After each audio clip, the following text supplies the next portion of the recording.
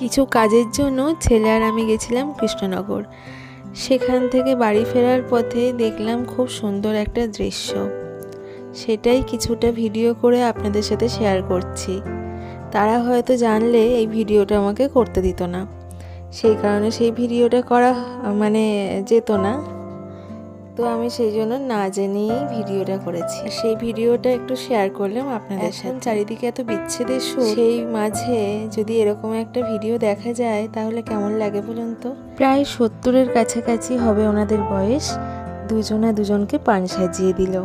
খুব ভালো লেগেছে বলে আপনাদের সাথে শেয়ার করলাম। আর বাড়ি এসে দেখি এখানে চাউমিনের জন্য তোড়জোড় চলছে, সমস্ত কাটাকাটি রেডি। আর আমিও এখানে আবার হাত লাগিয়েছি। শুরুটা হাজব্যান্ড করলেও শেষটা আমিই করেছিলাম।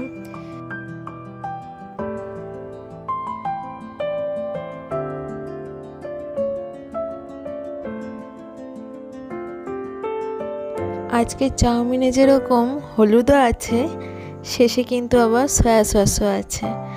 তাই সব কিছু মিলিয়ে মিশিয়ে আমাদের যৌথ প্রয়াসে আজকে চাউমিনটা খেতে বেশ ভালোই হয়েছে। আপনাদের যদি এই ভিডিওটা ভালো লেগে থাকে তাহলে অবশ্যই একটা লাইক করবেন।